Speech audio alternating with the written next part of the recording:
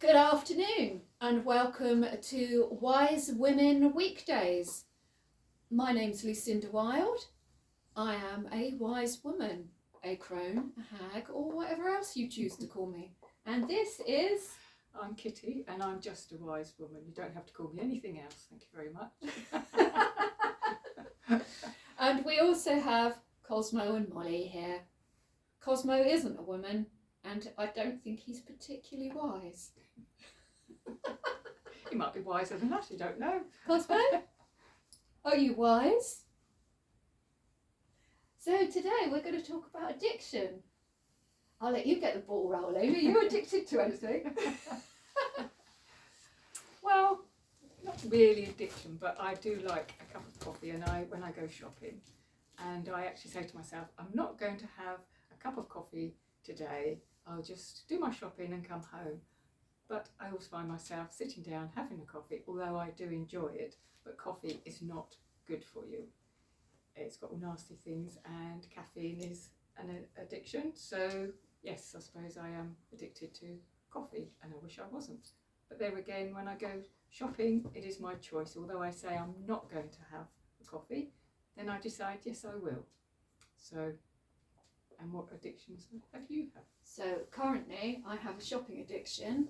And I just narrowly missed a proper addict, an addictive moment, shall we say.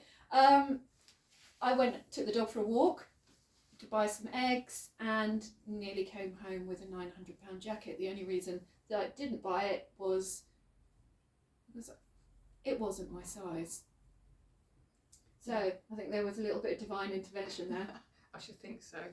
Yeah. That's a lot. It's too much money. But I wondered if you'd have felt how you'd have felt if you'd bought the thing. I'd have felt terrible. Yeah. That's the trouble with absolutely addiction. wretched with these. Yeah. That's the trouble, isn't it? You feel good at the time, and then afterwards you just feel so low and so bad. Yeah. And like you were saying with your little gremlins going up and the little ones coming down. Ah, homeostasis. Ah, is that what it's called? Yes. I don't know. Yeah, so homeostasis, the brain's got this little thing. This is how Anna Lanke in her book Dopamine Nation describes it. We have a part of our brain that is like a little seesaw. So when we do a behaviour or take a drug or a substance that makes us feel happy, we go right up. And then gremlins jump from being on both sides of the seesaw to the upside.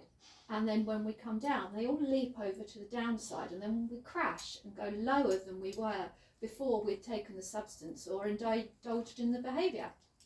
That's why you need more and more, don't you? Yes. But sometimes I think it can be a choice. Yes. You can choose whether to partake in whatever addiction you've got, but then do you recognise it as an addiction? Well, this is it with a lot of addictive patterns of behaviour, is we don't actually realise or that we have chosen to participate. I mean, I think of dating apps and I think of some of my friends, and they're on dating apps all the time because they're addicted to the dopamine hit that they get when they going on a date, or they get a like, or they start a conversation with a new guy or girl. yes, get it right. Yeah, it can be all sorts of things to be addicted to, can't it? Those like just even your thoughts become a habit. Things do become habits, don't they? Yes. That's the thing. But have you had a real addiction? I have had a real addiction until 2009, 13th of January 2009. I was in active addiction to prescription medications, started by my doctor not long after I gave birth to my first daughter. I don't believe that I had postnatal depression. I believe that I was a 20-year-old woman who had just had a baby and was feeling pretty low about the change that my life had taken. I'd gone from being free to do what I wanted to having a huge responsibility, and as a result was given pills. I did drink because it was socially acceptable, and I had tried a few drugs, and as I moved through addiction I met a man and he got me hooked on cocaine. I mean, it was a choice that I took it. I could have said no, but I decided to please him I would take the drug, which is quite interesting because most women become addicted because they are given their first drink or line by a man. And that's true for me threefold. My dad gave me my first drink, my doctor gave me my first hit of prescription medication, and my ex gave me my first line of cocaine. Crikey. Yeah. Oh, it's pretty bad, isn't it? It's a way of controlling women. I must admit, I've never taken drugs. That's a good thing. And my dad, when I was a teenager and we were going to parties, he used to say, take your own drink, pour your own drink. If you put your drink down, never pick it up again. Yes. Only pour it. I don't know what I didn't have any brothers, so I don't know what he would have said to if I had a brother, but that's what he told us three, because I've got two sisters. Yes. And that's what he did. That's very wise of your dad. And he did take, he did take me down the pub when we were about 14 and have a port and lemon. I'm showing my age now. A port and lemon. Yeah. And basically so that I wouldn't be silly if I went to a party and had a drink. So, you know, dads are quite good. That was my dad's thinking. If I had a martini and lemonade at Christmas, or a snowball. Oh, yes, snowballs. That's what snowballs. I love them. Then I would learn to be able to handle alcohol. I've never been able to handle alcohol. I get drunk on one small glass of wine. It doesn't work for me. Well, it does work. It works too well.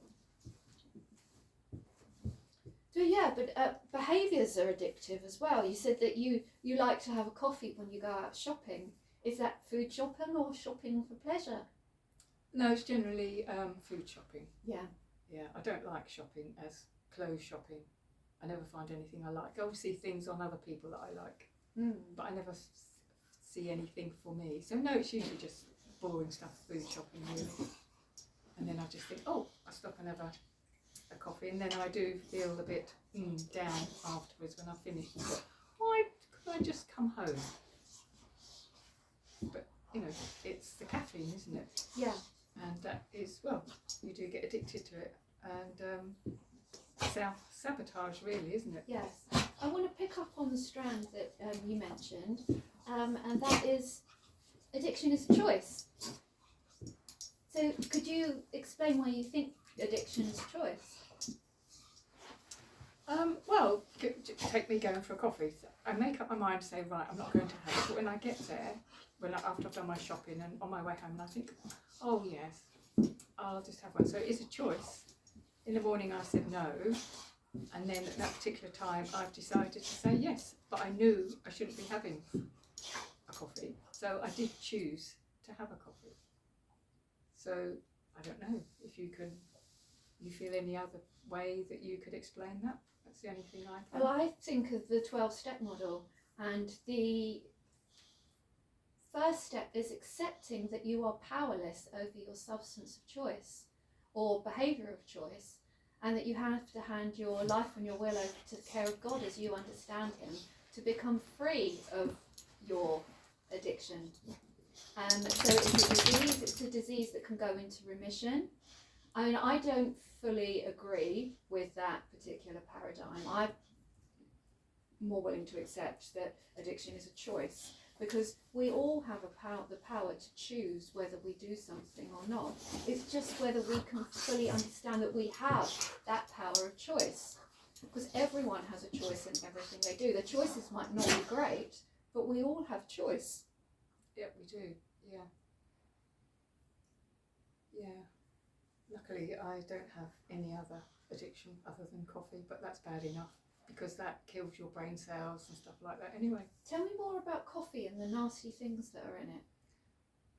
Well, I'm not sure whether I should say what I think's in it, not here, but it's just the caffeine, and that does actually kill your brain cells.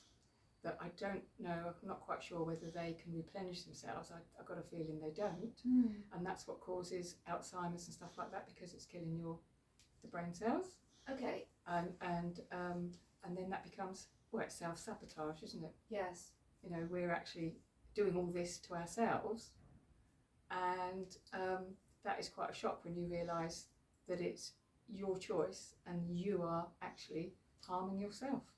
And I think Yes. that's quite a big thing. Because coffee is a psychoactive substance, so is sugar, which sugar is only a couple of chemical components different to cocaine. So to have a sugary coffee, you're having a hit of caffeine that brings you up. Yeah, I don't have sugar. Yeah. Oh, that's good, because you've given up sugar because you were a bit addicted to sugar. I like biscuits. With the coffee. No, I've only started drinking coffee a couple of months ago. It used to be tea. Because we don't absorb caffeine from tea in the same way. No, probably not. I used to always like tea, and then because of these oxalates that caused my rash, which is in lots of green vegetables. Okay. So little shards of glass that actually ruin internally. And then it was Toxic Superfoods by Sally K. Norton. And in her book, it's a really good book. Okay. And she said that coffee is better than tea. Okay. So that's the only reason I've swapped to coffee. Oh, Because that's the tea interesting. was causing all and loads of stuff. Because I drink tea all day long from the minute I get up, caffeinated Earl Grey tea. No sugar anymore, but I find that if I have tea, it satisfies hunger, so I don't go around eating loads of sugary snacks and things, because I'm really conscious about my weight as I get older, because you're a lovely slim lady. You appreciate that being overweight as you get older puts strain on your joints. You're more likely to get diabetes. Yeah, well, anyway, that's the only reason I went on coffee, so it's only been for a couple of months. But yes, I think I prefer it now to tea. Yeah. So yeah, I have to be quite strong, but it's quite hard to make that choice, knowing that when you say, yes, I will have that coffee, or whatever it is, and then you've made that choice and it's really the wrong one, then you can feel very guilty, and all sorts of other emotions come in, and like self-loathing, and thinking to yourself, not that I do that, because I don't, because I enjoy my coffee and that's all there is to it, and then I might not have another one for next week. Yeah. It's not every time. But all those sorts of things come in, that's why people eat. Yeah, addictive patterns of eating. Or even thoughts about somebody or something. It becomes a habit, and that's really hard to break. Yeah, to keep getting those little dopamine hits. Yeah. Because that's where the addiction really lies, is in the dopamine. It's just different routes to get to that dopamine hit. Do you think that it holds some truth? Yeah, because like dancing, I go dancing, and if I've really had a good evening, I feel really great. Yeah. And then then sometimes I haven't had such a good evening, and then I just feel a bit down, but not for long. So yeah, we do get those hits. We do get those hits that can be quite powerful, because the more you watch, like any drug, isn't it? Not that I've ever taken drugs, but I take it there. Well, you would know really. You need more and more, don't you? More and more all the time to get the same hit. The same hit. Yeah. And with cocaine, it's only the first line of the evening that gets you high. Ow! I think I've just been booted off the chair.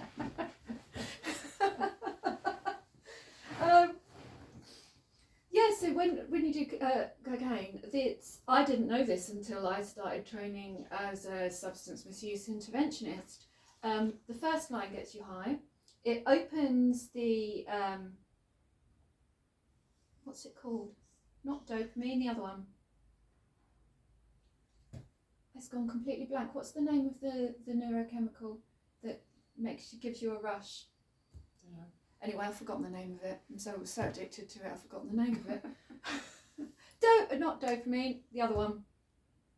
Anyway, cocaine, how it works is it opens this sac, and this chemical floods the brain, and then the only way you can get that little sac to refill is by laughing and being happy.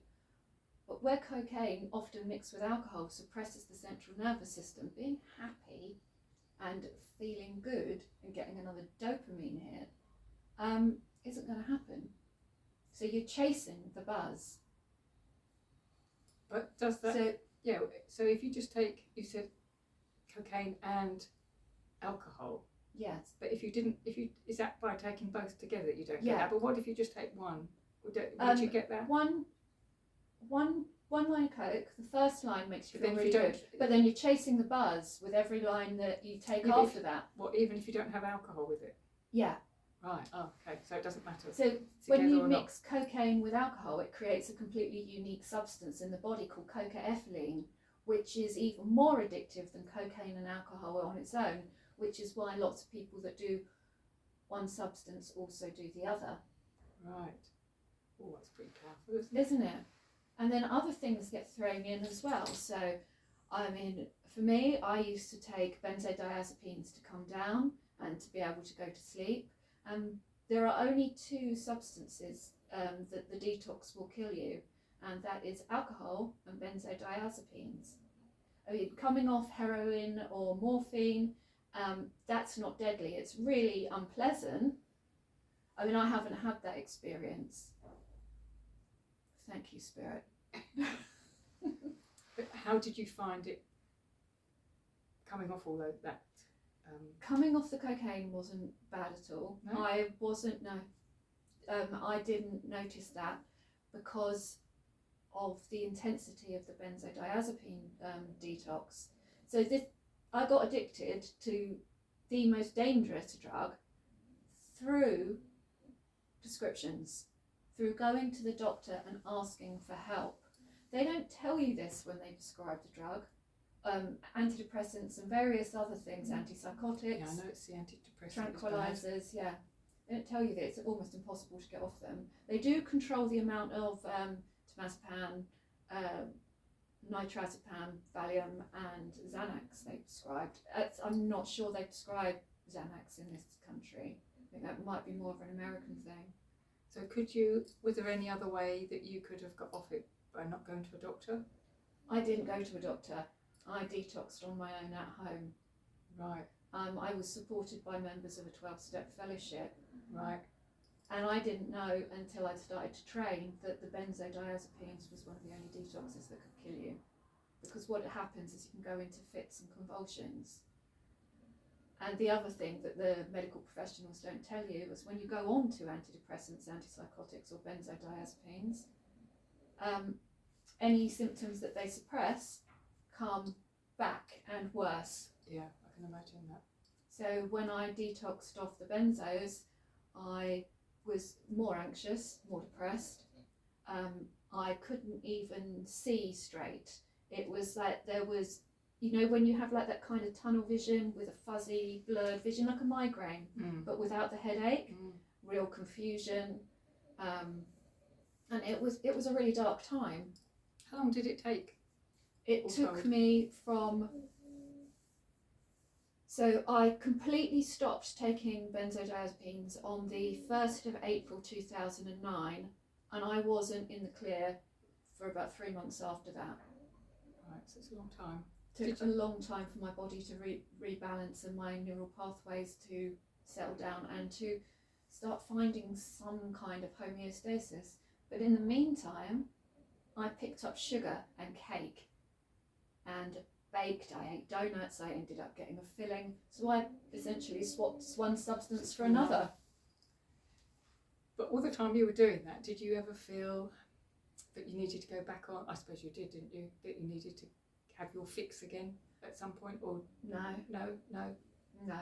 I mean, I have taken them since. When we first went into lockdown, I was experiencing really bad anxiety because of the changes that were happening in the world. And having this intuitive sense that things would never be the same again. And I did go back on them for a couple of weeks, and then realised what I was doing. Choice to come off. Choice. So I chose to take them again, and I chose to come off them. Yeah, well, that was a bad time, wasn't it? It was a dark time for people. Yeah, and all the things. Then there again, you have a choice whether you believe what people say or not to believe it, don't you? It's Well, that choice all through.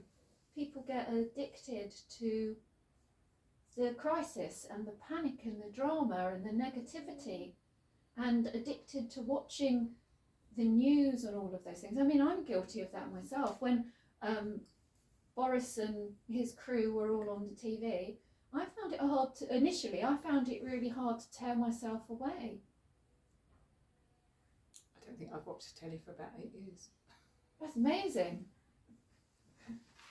There's so many other things to do in life rather than glaze over. I've watched a few films, but yeah, I don't actually. I haven't watched the news. That's what I should say. I haven't watched the news for about 8 years. Because at one time, a long time ago, they used to have something that was at the end. They'd have something that was really funny. Yeah. And then that disappeared, and it just got so depressing that I thought, well, I don't want to go down there. Thank you very much. News is on the TV 24 hours a day now. It's like a constant stream. So if you are addicted to the behaviour of watching negativity, that makes it even worse, doesn't it? Living in fear, you have access to that particular drug behaviour, whatever you choose to call it, 24/7. I think fear. I don't know how you can, because that is really for me. I think I don't really fear much these days, but fear I should think is something that you haven't really got a choice about. I know we said you have a choice about lots of things, but fear is something that's really, really powerful, I think. Yes. The only way I think you can get out of fear is by stop watching, say, the news or whatever, and then applying like meditation and stuff like that. Do you meditate? Sometimes I do my Tai Chi every morning. Okay. And that's kind of, well, you don't have to stop and sit down and do meditation. You can walk along the seafront. Yeah, or walking meditation. Yeah, you can just, you can sit and just be a bit peaceful, can't you? But fear, I think, is a really powerful one that takes a lot of working at to help with that fear. Because it's actually is fear a chemical reaction in the body? Is it a rush of cortisol, or is that anxiety? Well, I think they're pretty much near the same, aren't they? Well, anxiety is fear about what's going to happen. Isn't it? Yeah. So that's and I think the more, if you don't watch stuff that makes you fearful, doesn't matter what it is, dogs or whatever, then, and you can sort of manage to stay away from those things, then your body will, if you take away the interference, then your body will work as it's meant to. Yes. I think. Well, I know, because being an Alexander technique teacher, that's what happens. We take away the interference, and then your body can work quite happily. Do you think the Alexander technique can help with addictive behaviours rather than substances, I think? Well, probably the leading people in that Alexander probably would say no, but then it comes back to choice. Because if we take away the interference, like, and we're all tense, and that manifests itself in bad backs, neck problems, headaches, and all that sort of stuff. And then by taking away the interference, by having a lesson, then your body's in a much better place to make decisions. Yes. And you can see the wood for the trees, if you like, because when my back was really bad, I couldn't make a decision about anything because the pain was just all consuming. Yeah, I can relate to that. It is all consuming, you can't see anything. And then I started having lessons, and slowly I started to realise that it's all habitual, because your muscles work in a habitual way that's unique to you. And in those muscles are our emotions and everything like that. And as you release the tension, the excessive tension, that's all, not the whole tension, because otherwise you would sit like this. Yeah. That's all tied up with stuff that's happened. And then as you release that, you release all that. So therefore, yes, probably the fear and does go with it. Because my friend who's an acupuncturist, she says similar things. Emotions get trapped in the body, and that's what causes, or things are trapped in the body, and that's what causes negative emotional responses. Yeah. And then by, well, she does it with needles, but then I do it with a thought process and my hands and verbal guidance. Yes. And then you don't have to know what trauma you've had. It doesn't necessarily, the trauma won't come up and think, oh, like I was about 3 or 4, I got stuck up the chimney. You know, it's not going to come out like that. You just feel this, well, not a feeling, but your body starts working in a different way, and then you can actually see what's going on. Yeah. Whereas you relate to that you couldn't see anything. Yes. You know, it was a muddle and you couldn't see, whereas when you start to clear things, you can actually see, well, like walking down the road, you can see the veins on the leaves and the colour of the leaves and the sky, and you feel part of it. Yes. Whereas before, when you're not in that space, you feel above it. Yes. And not in it. Not connected to the world around you. Not connected to it. Yeah. Yeah. Yeah. So that all has its place. Mm. So addiction can be, well, you can be addicted to good things, can't you, really? Yes. Well, there was a book by somebody, Sinclair, I believe, called Addiction is a Choice. And his opening chapter refers to the Latin word for addiction, can't remember what that is now. And he describes addiction as a dedication to something. So I was dedicated to benzodiazepines. That sounds better, doesn't it? Yeah, dedicated to them. I've been dedicated to, I don't know really.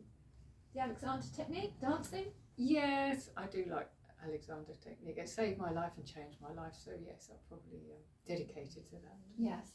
You know, because my life had finished because I couldn't move, couldn't do anything. And then I started having lessons and that changed.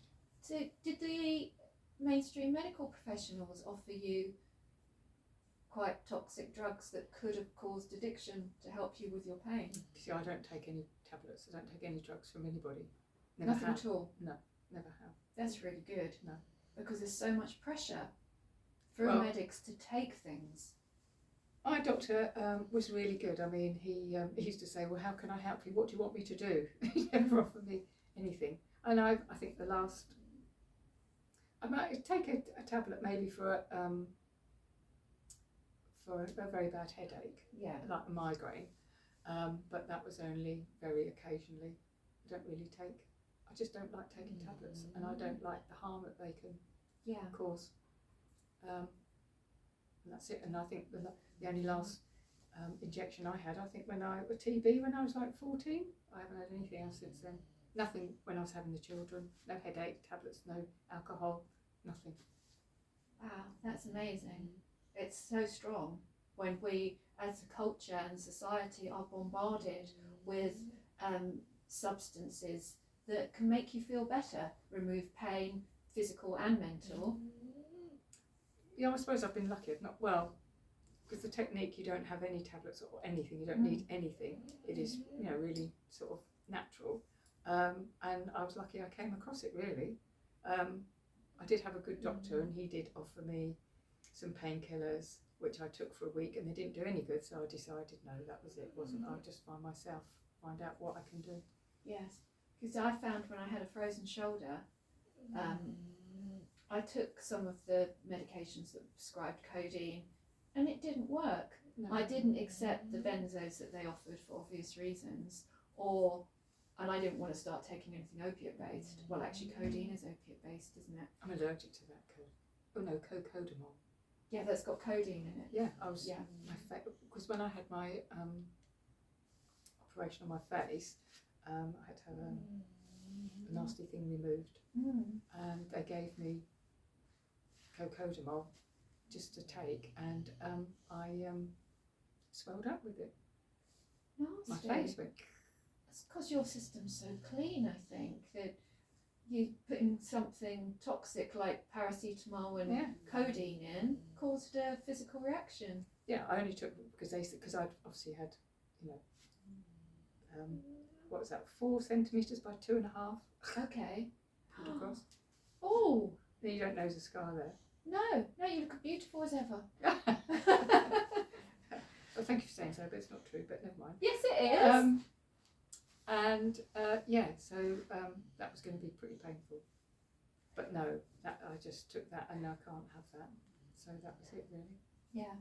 So manage without these tablets.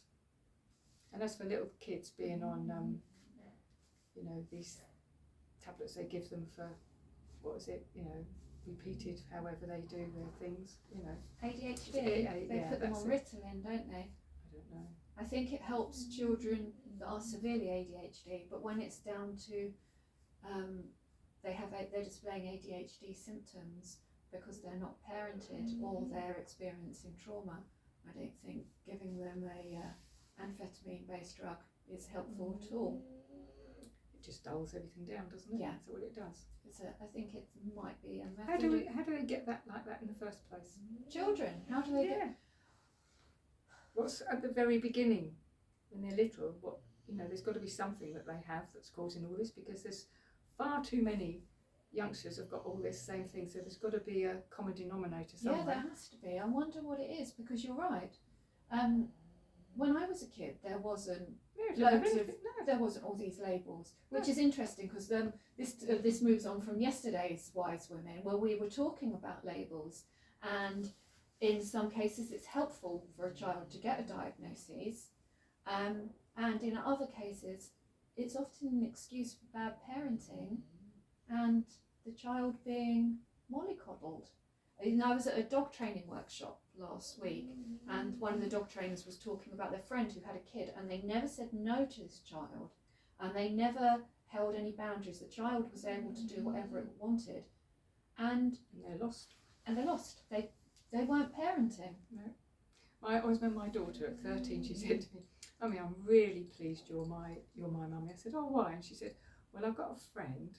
I know this girl," she said, "and she's allowed to do anything and go anywhere," she said, "and she's totally lost." She said, "I know my boundaries, I like to go over them, but I know where they are." She said, "And I know exactly what I can do and what I'm not supposed to do. Whether I do it or not, it's another thing." Yes.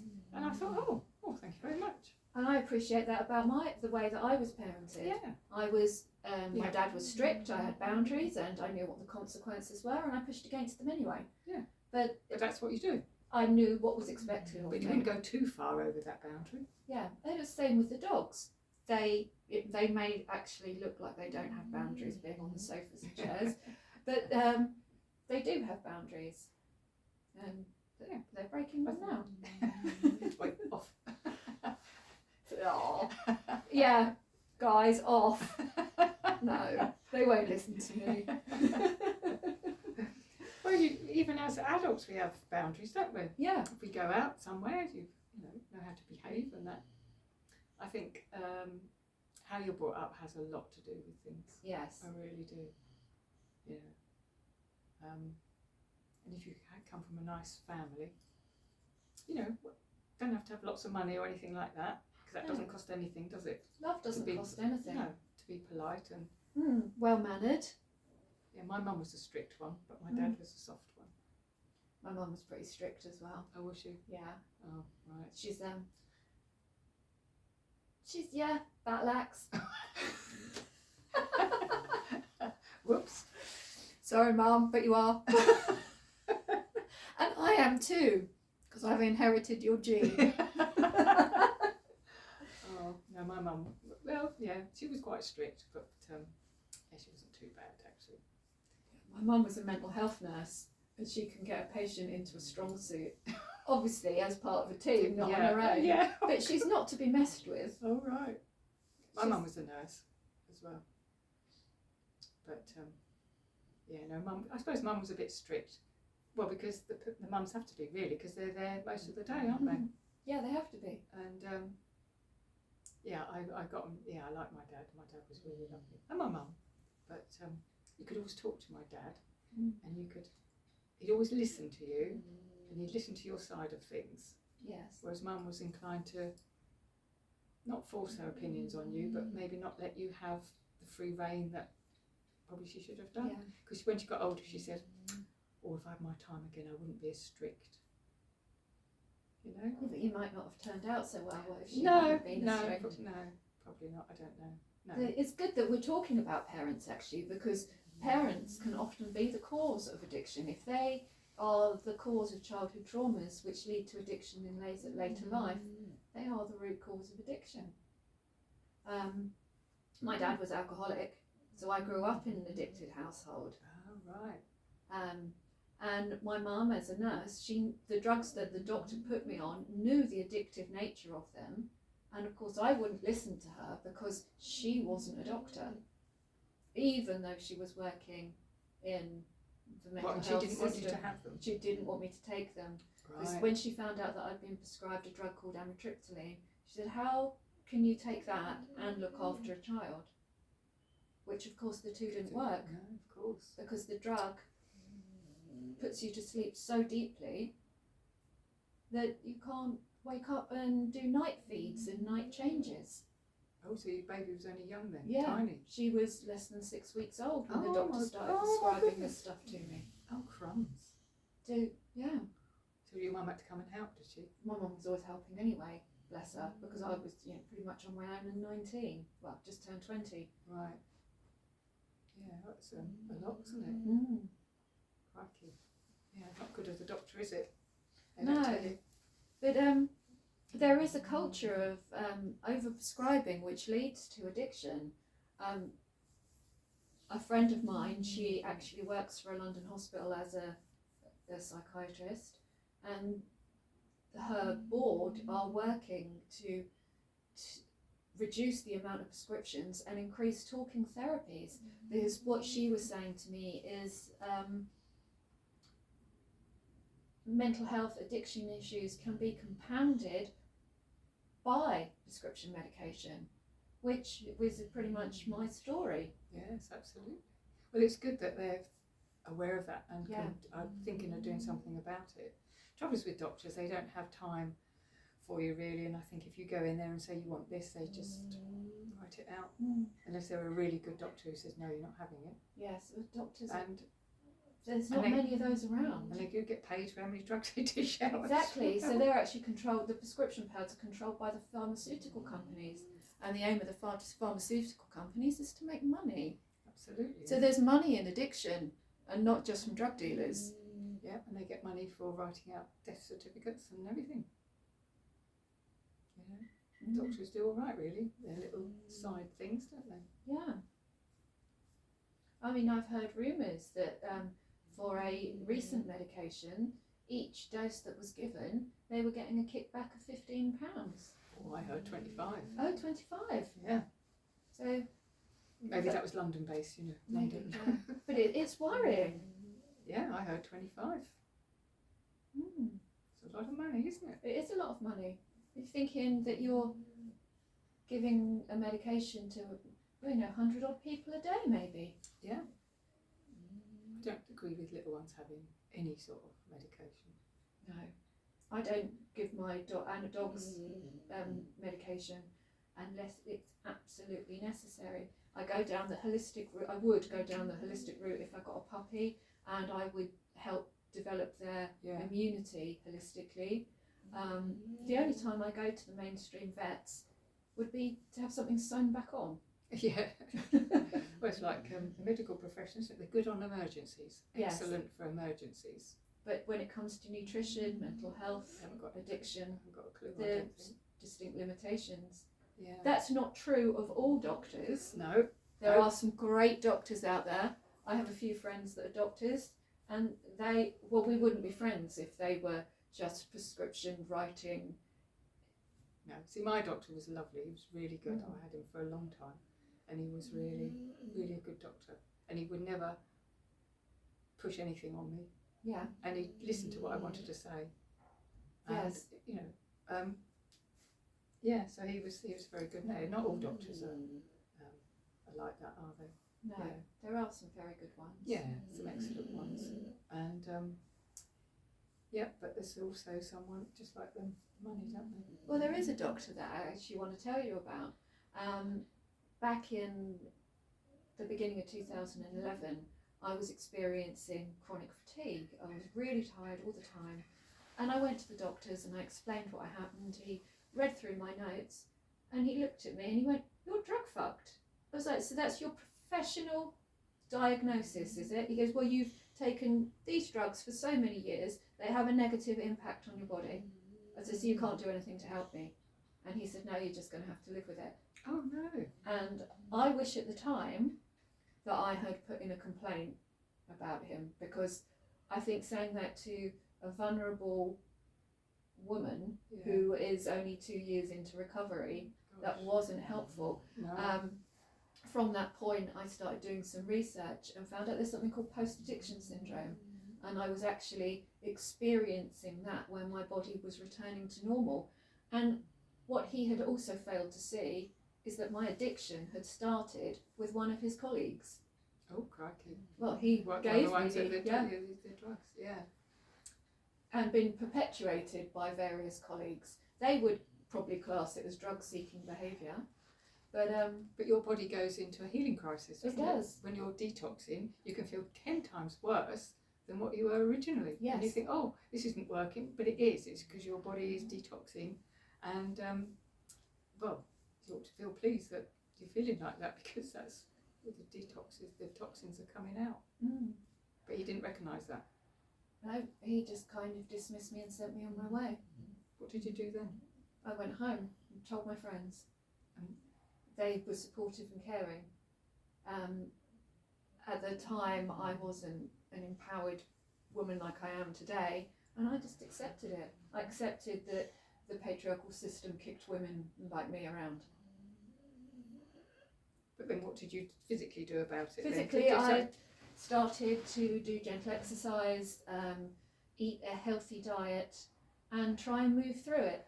And I started to adopt lifestyle practices that I still use today, like drink water, do yoga, walk the dogs, get fresh air, eat non-toxic foods.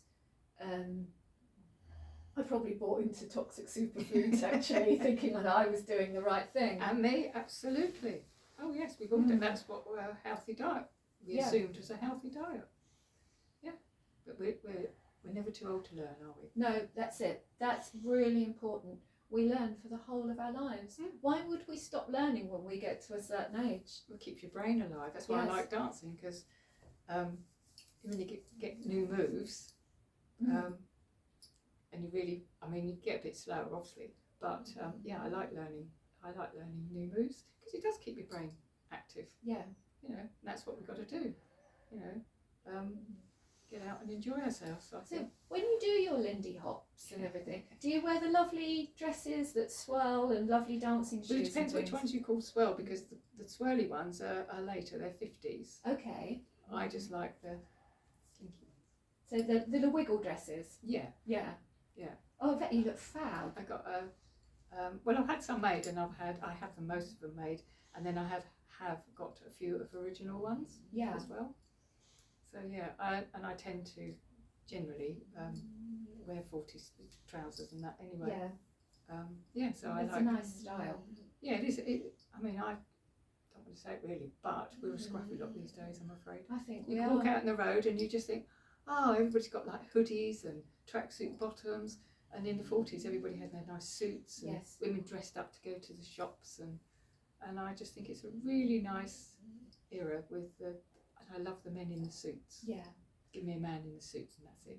I'd like that smart dressing to come back, but that would probably kick off my shopping addiction even worse than it already is. Oh right. Oh, we can't have that link, can we? No. Oh, we have to have stuff made. Yeah, have things made. Get addicted to having nice clothes made. Yeah, why not? That's a good addiction. Yeah. That one. There are some nice addictions. There are some nice addictions. Dedications. So we are dedicated to bringing you Wise Women Weekdays. So I think what we'll do, Sheila, you happy to wrap up there? I am. So what do we do at the end of this? Like and subscribe. Thank you, viewers. Have a lovely day. Thank Bye. you. Bye.